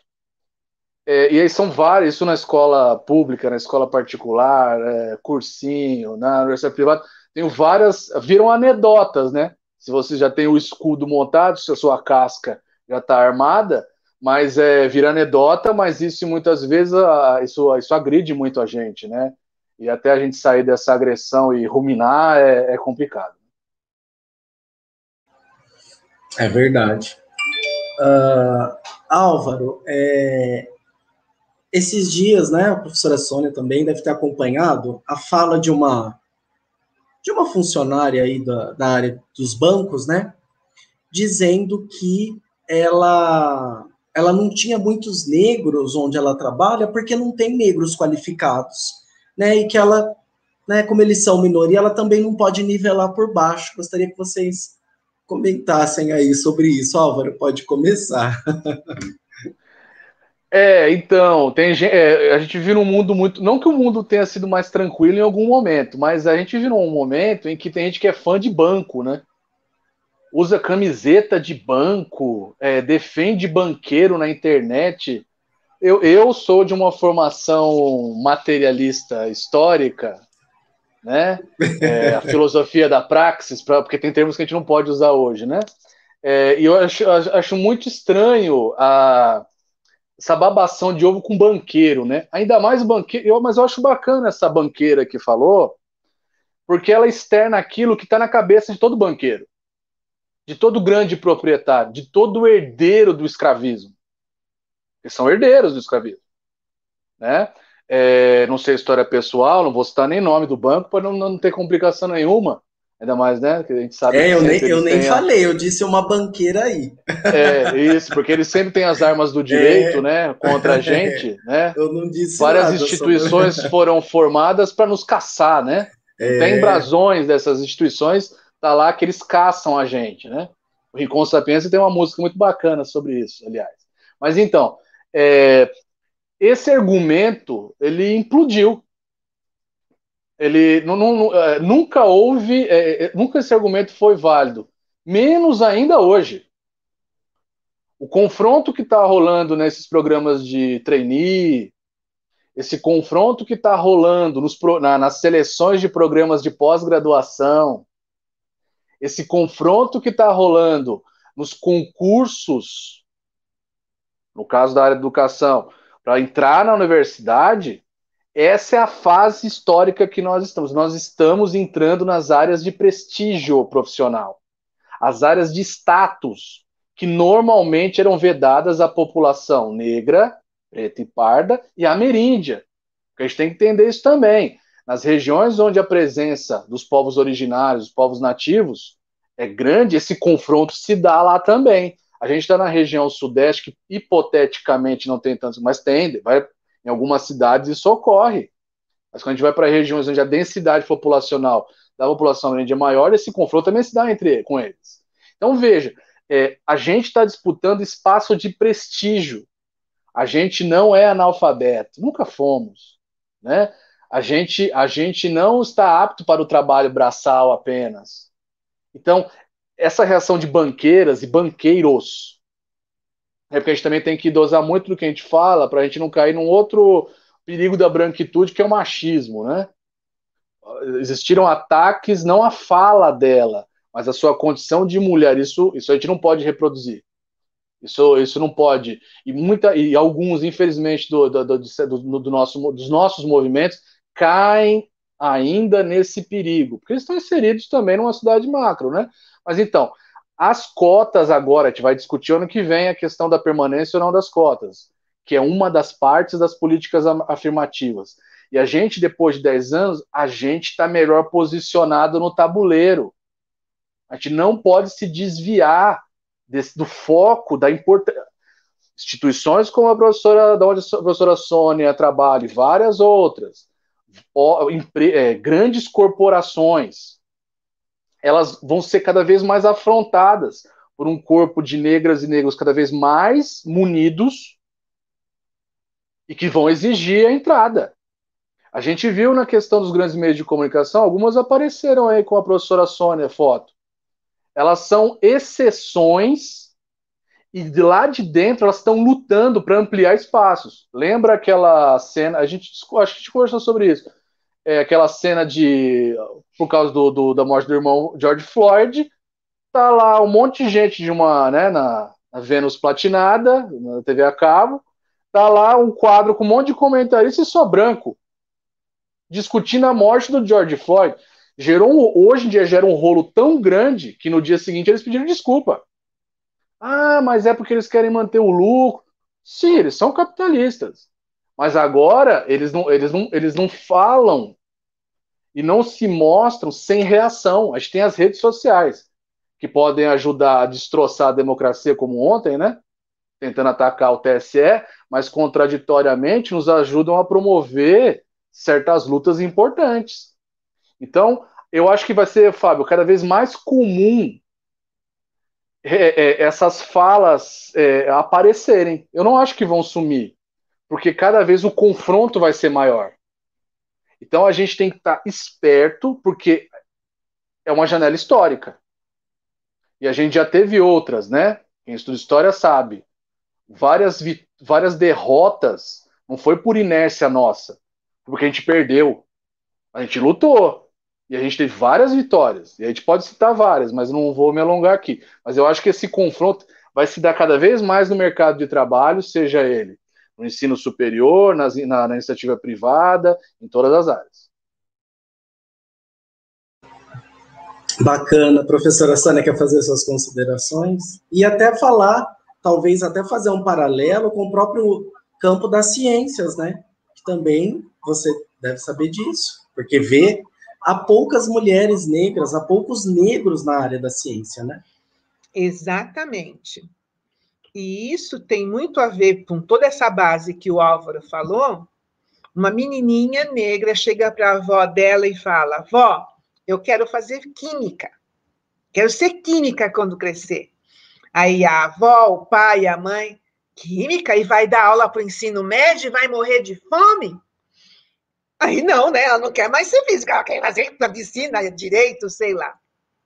Encontrei com uma garota, filha de pai e mãe, e irmão médicos, e ela queria fazer física. E o irmão virou para ela e fez: o dia que você tiver com fome, negra, o dia que você estiver morrendo de fome, não vem pedir dinheiro para mim, não. Eu te falei para você ser médica. Agora ela é doutora, professora da Universidade Federal do Recôncavo Baiano. Eu perguntei: e você passou fome? Ela falou: nunca na minha vida. Então, o buraco é mais lá embaixo, a complicação, para ir para a ciência, agora que eu estou falando, o buraco é mais lá embaixo. Agora, sobre essa história de que não tem negro qualificado, depois da morte de George Floyd, o grupo Serrapilheira, que é um grupo que dá bolsas imensas, 100, 200 mil, eles têm centenas de milhões de reais, tirou o inglês fluente para incluir a negada, para pedir a bolsa. A ganhadora da bolsa Ciência, da Familab, do British Council, é uma menina negra, não sei qual que é a ciência dela, mas é uma menina. Aliás, tinha 2 negros, uma menina e um menino, e saiu hoje o resultado. Fermilab é um concurso que a British Council faz aqui no Brasil para melhor ideia. E a partir dessa melhor ideia, eles te dão dinheiro para você desenvolver essa tua melhor ideia em ciência, em tecnologia, exatas, é sempre exatas. Não, não é sempre exatas. Mas a maioria das vezes, há 2 anos atrás, foi uma garota do ITA. Foi uma menina negra e tinha mais um negro e tinha uma branca de concorrentes. A Magazine Luiza está com esse plano. Tem mais uma empresa, o Google está só contratando agora negros, pardos e indígenas. Existe uma empresa alemã, Heinkel, uma empresa alemã, que também, só querendo negros na linha, tiveram que matar George Floyd para essa gente perceber que eles não têm negro no grupo deles de funcionário e que eles têm que mudar isso. Porque eu fui convidada para dar uma palestra para 200 responsáveis por RH do Brasil inteiro. É uma reunião de responsáveis por RH do Brasil todo. E me chamaram no hotel lindíssimo lá no Rio para dar uma palestra para essa gente. Eu botei um monte de negros. Você já viu como é que é a minha apresentaçãozinha, né? Só botei mulheres negras. Não botei negro, não. Só mulheres negras. Porque o que está acontecendo também que as meninas sempre reclamam comigo? Se é mulher, uma das meninas com a Universidade Federal do ABC, formada na Federal do ABC, com bolsa do petróleo, fez Ciência Sem Fronteira e ficou 1 ano nos Estados Unidos, trabalho de pesquisa, enfim, tudo que uma engenheira pudesse ser, não estava sendo contratada, porque ela estava chegando perto dos 35, e nessa idade dos 30, e nessa idade a mulher quer casar, então eles não iam contratá-la, porque ela ia casar e ter neném. Bom, falei tudo isso nessa palestra. A Boticário e a Avon tem no andar de baixo uma coisa só para crianças. As mães estão trabalhando lá nos andares de cima e embaixo tem uma creche no mesmo prédio. A mãe que está amamentando é só descer, amamentar e subir e trabalhar. Botei tudo isso de exemplo. E que mais? Bom, falei tudo isso, negada, né? Porque a que eu apresentei era a Mafuane trabalha na Avon, e a nenê dela lá embaixo, amamentando, e ela trabalhando lá em cima. E a Rachel, né? Que agora ela está na Lacoste. O que ela fez? Negra. O que ela fez? Um monte de curso no exterior e acabou de sair de uma empresa grande de joias e agora está na Lacoste. É só dar a oportunidade. Se você fica exigindo inglês fluente, realmente a negada vai ter problema. Mas por que você tem que botar teu perfil lá no céu se o teu funcionário pode aprender tudo lá com você? Falei tudo isso na palestra. Ok, você quer isso, isso, isso.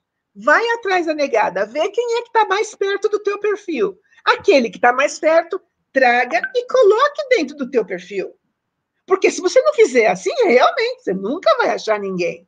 Mas, se você quiser, você tem como fazer isso. Vai baixar o nível? Não, vai elevar. Porque na hora que ele chegar no teu nível, ele vai ser o melhor, ou ela vai ser o melhor, eu tenho certeza. E é isso. É só dar a oportunidade. Que o resto é resto. É só dar tempo. O tempo é tudo. E a negadinha corre muito atrás.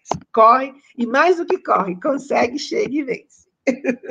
É isso. O Fábio, falando dessas questões de como são vários fatores que excluem, né? Aí, então a professora falou da questão da mulher agora, né? Eu tenho que mostrar a mulher, a professora falando. Tem que mostrar as mulheres, porque tem condições específicas das mulheres e situações específicas das mulheres. No caso, eu não sei quanto tempo a gente tem, mas eu queria citar uma questão que eu fico muito feliz. Por exemplo, ultimamente eu tenho sido chamado para vários encontros, isso aqui eu considero um encontro, porque a gente se transforma e talvez transforme o outro também. Eu me coloco como professor de educação básica. E isso é muito raro acontecer. Seja na mídia tradicional ou nas mídias, né, mais recentes, como o YouTube, você sempre vê especialistas que nunca deram aula, ou melhor, venderam aula. Nem sempre a gente dá aula, porque senão a gente não sobrevive, né? Quase nunca vendem aula ou doam aula falando sobre educação. E muitas vezes aí, com licença, a professora, que ela não é o caso, a professora, só um detalhe, a professora vai à minha escola, por exemplo, ela trabalha com os meus alunos. Ela foi fundamental para a elaboração dos livros que eu fiz com os alunos. Ela foi uma experiência fundamental que fortaleceu a posição da mulher negra e da cientista. Isso ficou sementes lá nas meninas. Isso depois eu posso ter. Eu nunca comentei com a professora Sônia, depois a gente pode conversar, Sônia. Mas então, estar aqui enquanto um professor de educação básica, falando da minha experiência construída, e não uma experiência ligada à sensação, é uma experiência intelectual. Então tem confronto com a realidade empírica, tem técnica, tem reflexão, tem construção de conhecimento. Isso não só se faz na universidade. Então, enquanto a gente não quebrar essa separação e essa visão hierárquica, onde se constrói conhecimento, achando que a educação básica a gente só vulgariza ou faz transposição didática de conhecimentos que foram criados em outros espaços, a gente não avança, a gente não quebra a branquitude, porque a branquitude que é especialista em hierarquizar e segmentar. Os nossos padrões civilizatórios são outros. É de como você pensou, é integração, Fábio, é cooperação, é destruição de hierarquia. Isso não quer dizer que todo mundo pode fazer o que quer, ou todo mundo sabe de tudo, não é isso. Eu acho que o que a experiência negra brasileira prova, histórica, é que a autoridade ela é múltipla e se deve à experiência e à capacidade intelectual. Então, eu fico muito feliz aqui de estar. Sempre, eu acho que nunca falei isso nessas conversas virtuais que está rolando. Mas eu fico muito orgulhoso de me colocar como professor de educação básica, porque o nosso ofício é um ofício intelectual. E a constituição do professorado no Brasil, do magistério, inclusive tem machismo, mas tem também essa questão da alienação das ferramentas do nosso trabalho, alienação enquanto conceito marxista. Eles tiram todas as ferramentas, eles tiram todo o nosso poder de sala de aula. Isso não é caótico, isso é um projeto de poder, isso tem um objetivo. Né? O Darcy Ribeiro falava, não tem.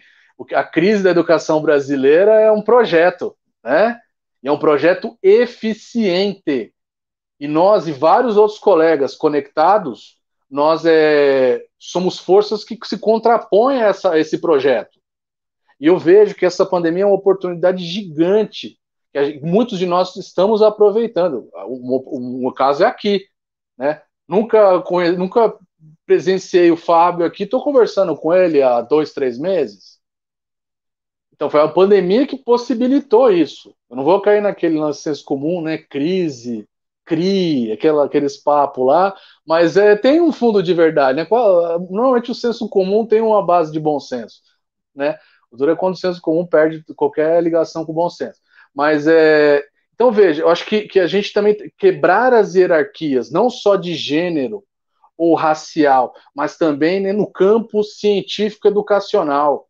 Muito conhecimento, experiências disruptivas, que é um termo da moda, né, são criadas na escola, com péssimas condições, mas com o cérebro em encontro. O que falta é conectar essas pessoas, porque parece que são pontos de conhecimento que surgem e se apagam rapidamente. A gente tem que aproveitar as tecnologias para unir essa galera e transformar isso numa energia sistêmica, né? E o potencial existe muito. Com certeza, né? Eu fiz alguns apontamentos aqui, e é um comentário com a professora Sônia, acho que ela não sabe porque eu ainda nem comentei, mas eu sou formado em letras aqui pela Unesp de Araraquara e eu me habilitei em língua italiana, né?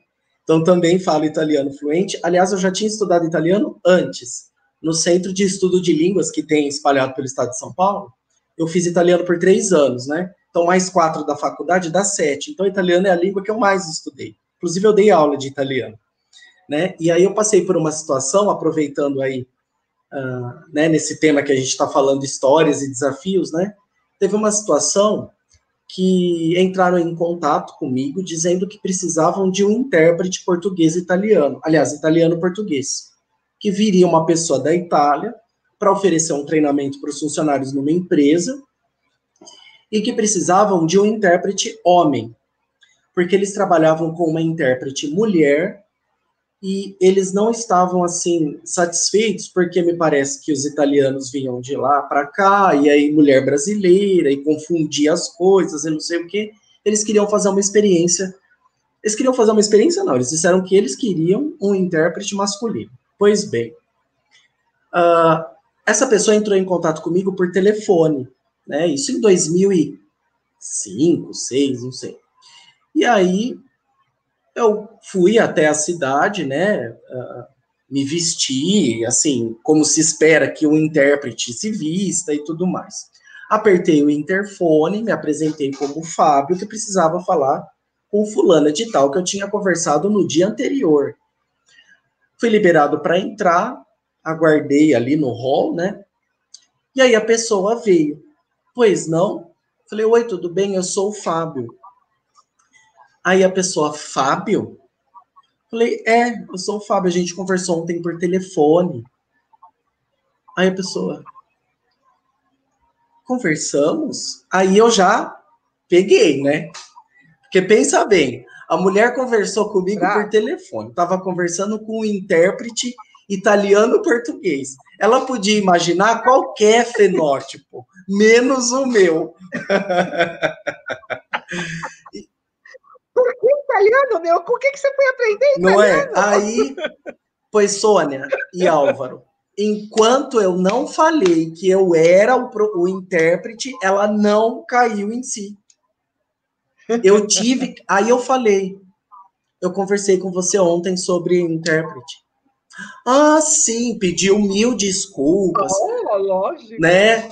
Mas sabe que sempre que eu comento isso, eu não a culpo, porque ela também é fruto de um sistema, né?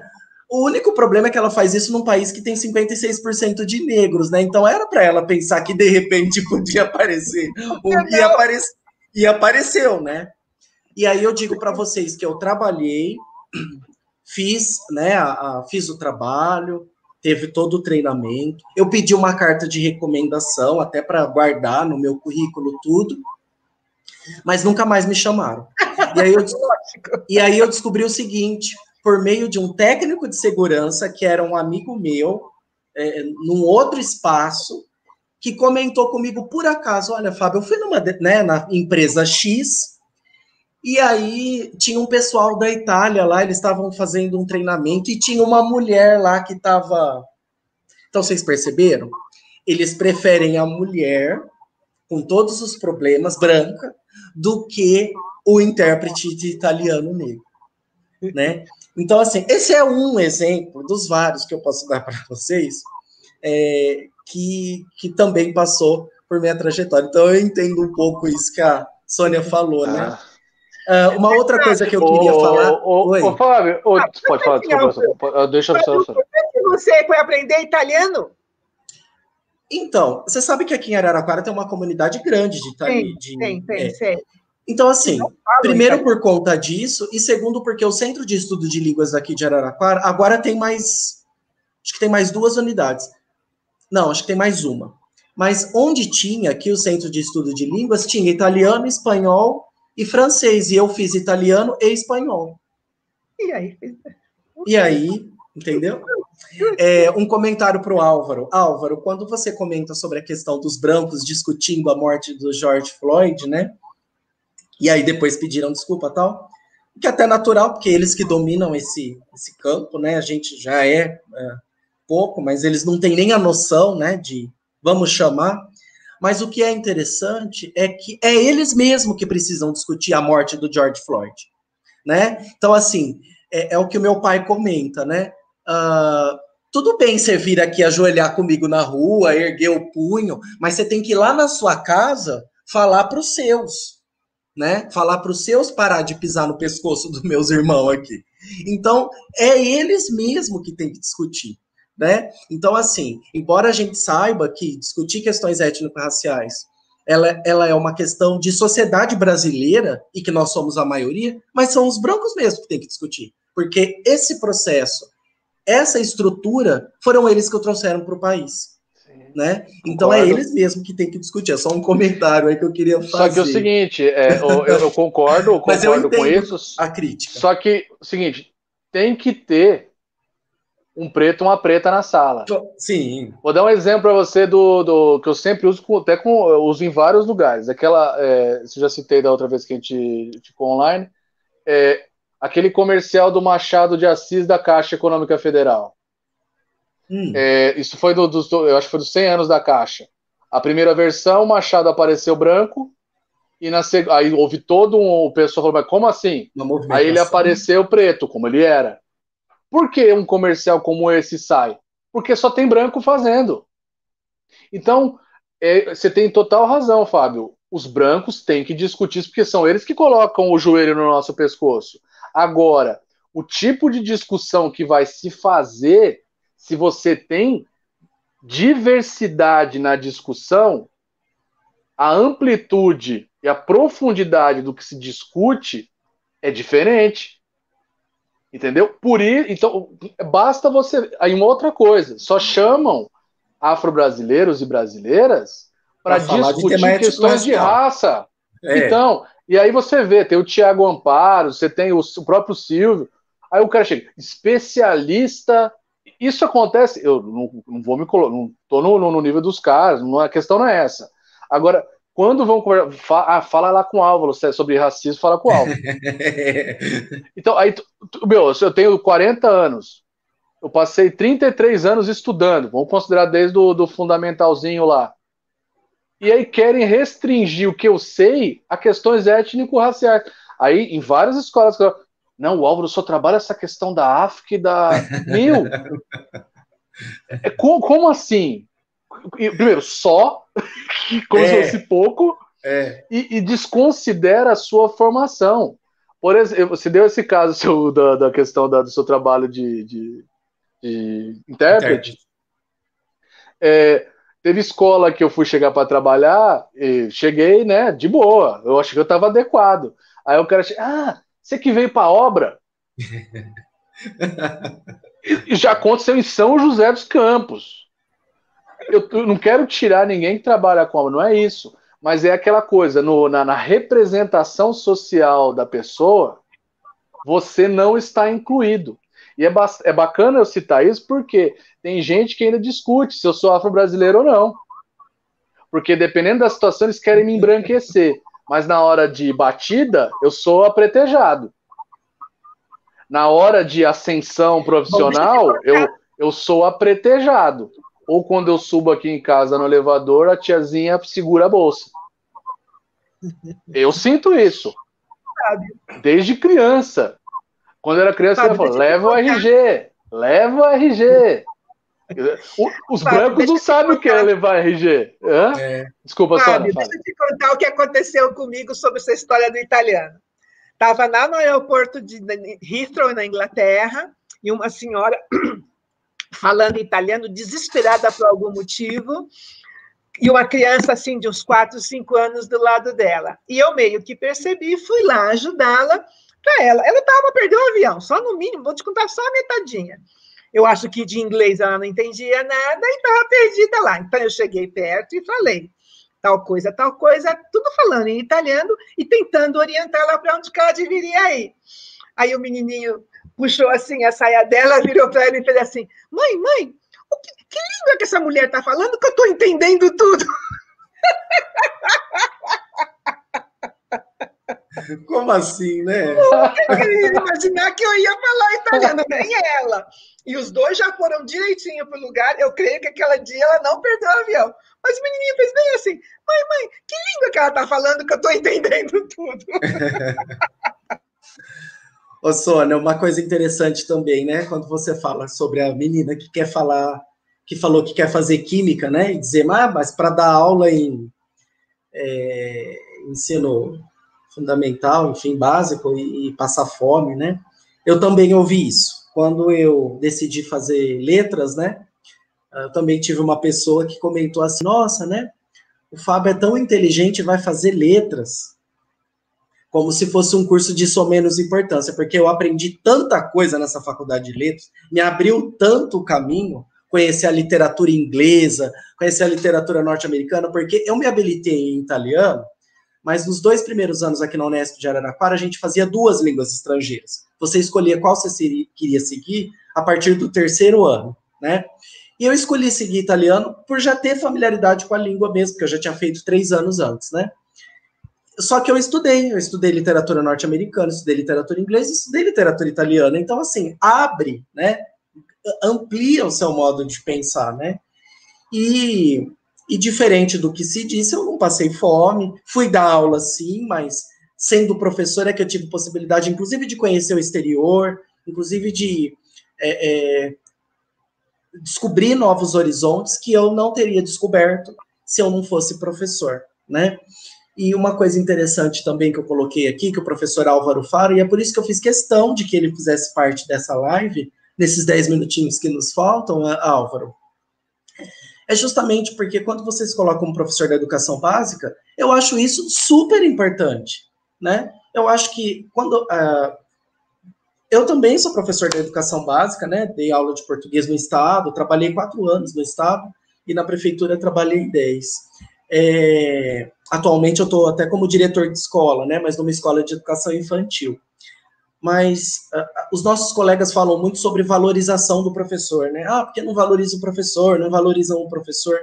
Eu acho que esse é o momento de valorizar, né, o seu trabalho enquanto professor da educação básica, porque a gente que está ali com a juventude, com a criançada, a gente conhece uma realidade que muitas vezes quem está na universidade não conhece, porque eles não vêm fazer trabalho de campo. É claro que muitas pesquisas, e aí eu também não estou querendo aqui, como o próprio Álvaro disse, a gente não está desmerecendo o trabalho científico de maneira alguma. Até porque muitos dos trabalhos científicos também nascem da observação da prática dos professores em sala de aula. Mas a gente também não pode prescindir, né? Como se diz, nem tanto ao céu, nem tanto ao mar, né? Então, a gente tem que levar em consideração esses saberes que os professores que estão lá no chão da sala de aula constroem no seu dia a dia. A reflexão. Eu trabalhei como professor coordenador também e trabalhava numa perspectiva de reflexão sobre a prática. Registro da prática e reflexão. Eu acho isso muito importante, porque quando você registra e você tem um certo espaço temporal, você olha para a sua prática e fala, poxa, eu posso melhorar aqui, né? E aí você trabalha com essa sua evolução do seu trabalho, do seu aprimoramento do trabalho. Mas eu acho fundamental, eu acho muito legal quando você fala, eu sou professor da educação básica.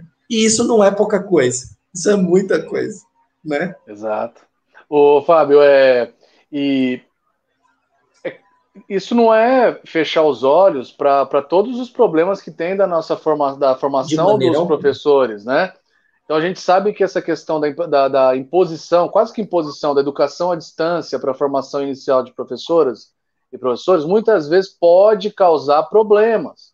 Desde para se conseguir um emprego formal, não essa precarização que a gente sabe que ocorre, mas até no próprio desenvolvimento das aprendizagens dos alunos. Eu não quero dizer que todo mundo que faz educação à distância não está preparado, não é isso, mas assim, a gente sabe a importância que a educação presencial, pelo menos a primeira formação, o quanto de aprendizagem nós temos nessa formação. Uma outra coisa, a gente desenvolve ciência pedagógica na educação básica. Não é o caso da professora Sônia, que tem didática, a gente percebe conversando com ela, mas assim, quantas aulas, quantas experiências no ensino superior a gente percebia? Esse cara não sabe dar aula. Então, a ciência pedagógica, ela ocorre na educação básica. Agora, o volume de aulas, a quantidade de aulas, a quantidade de burocracia que nós somos envolvidos impede que a gente, muitas vezes, faça isso que é uma prática ótima, que é registro, né? É a criação de material impresso, escrito científico, mas a prática científica existe.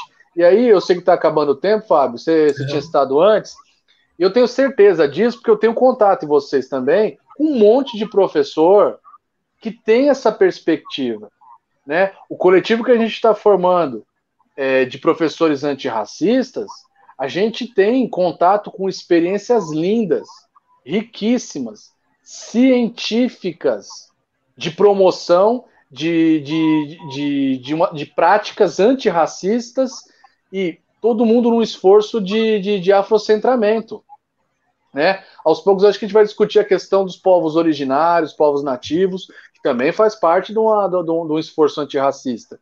Mas, então, esse coletivo que a gente está formando, eu vejo potência gigante nele. Porque a gente, muitas vezes nas escolas, a gente se sente isolado. Parece que a gente está nadando contra a corrente e não tem mais ninguém junto com a gente. Mas sim, estão juntos em espaços diferentes. Então, a gente começou a fazer quando eu falo gente, são várias pessoas, né? A gente tem quase 100. Acho que o Fábio tinha contado outro dia lá. Quase 100 pessoas que, de maneira assíncrona, se conectam ao longo do dia. E a gente já fez curso com indicação que apareceu lá, assistimos dezenas de lives, indicação de emprego até para a população preta. A professora Sora manda um monte, né? O esforço que houve, pelo menos no estado de São Paulo, para eleger pessoas comprometidas com a luta antirracista. Eu vi o balanço de São Paulo, o avanço foi gigante na vereança. Né? Você, Fábio, falou aí, questão de Mogi das Cruzes, tem um pessoal comprometido, então e São José dos Campos também. Então, eu acho que a gente tem que cada vez mais valorizar as experiências que são produto da sensação e do intelecto que professoras e professores criam. E depois, né, Fábio, eu acho que depois a gente deixa o link, não sei como a gente pode deixar do grupo, né? Quem quiser se interessar, participar, porque eu vejo que a gente que está dando liga aos pouquinhos, né? A gente está passando por uma pandemia, parece que vai chegar a segunda onda aqui também, mas é um modo de se fortalecer, né? E de criar conhecimento. Sim, eu acredito muito nisso, né? E nesse momento, acho que é de fundamental importância a gente realmente se unir, né? Afinar o discurso, afinar as estratégias, porque a gente tem esse inimigo mora aí que tenta nos eliminar, né? Mas a gente vai resistir. Considerações finais, então, professora Sônia. A gente estava falando de educação fundamental e tudo mais, né? É com 3 anos que se forma a cabecinha da criança. 3, 4. O que você disser para ela, o que você explicar para ela, o que ela entender a partir da vida e de tudo mais, é ali que se forma. Nessa idade, o cérebro está num certo desenvolvimento que o que você botar ali nessa idade vai pegar. Então, a educação fundamental, a crechinha fundamental 1, são os cursos mais importantes. Portanto, esses professores são os professores mais importantes. Então, mais do que serem valorizados, eles têm que ser tratados como tal, os mais importantes da vida do ser humano. É isso que eu queria falar. Muito obrigada pelo convite. Eu sempre esqueço de falar isso no início. Eu estou toda atrapalhada, querendo começar logo por causa do tempo e tudo mais. Eu nunca agradeço essas coisas. Minha mãe uma vez deu uma bronca. Você nem agradeceu que você foi convidada. Ok, muito obrigada. Estou muito contente. Valeu. Obrigado. Álvaro, as considerações finais? Opa, eu quero agradecer mais uma vez a oportunidade de estar aqui com vocês. Agradecer quem assistiu, né? Assistiu agora ao vivo, vai assistir. A gente não sabe durante quanto tempo esse material vai rodar. Isso é muito legal, com as coisas da internet, né? Mas torcer para todo mundo ter sanidade, né? Os professores, eu sei, colegas, seja ele da educação básica, do superior, a gente está trabalhando para caramba. Tem hora que a gente não aguenta mais as telas. Né, eu tenho dor nas costas, né, a gente vai somatizando uma série de coisas, mas a gente tem a gente sabe que a gente dá o sangue aí para molecada, para meninada, e vamos nos conectar, cada um é um segurando o outro, né? Não nos mataram e não vão nos matar, né? A gente vai resistir sempre aí, né? E Fábio, sempre que você precisar aí, tamo junto. E obrigado aí, parabéns pelo seu trabalho em Araraquara. E o que precisar de mim, tô sempre a postos.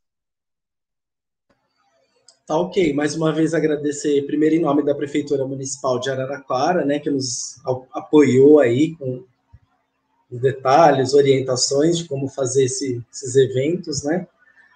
Também da Coordenadoria Executiva de Política da Igualdade Racial, em nome da Flávia, né, Santana, que é a nossa coordenadora, né? E em nome do Conselho Municipal de Combate à Discriminação e ao Racismo, né? Então, agradeço mesmo vocês e que haja outros momentos como esse, né? Bons bate-papos aí, possamos falar de outros temas também, né? Agradeço de coração. Ok. Tchau, tchau. Tchau, tchau, tchau. Boa noite. Tchau. Boa noite.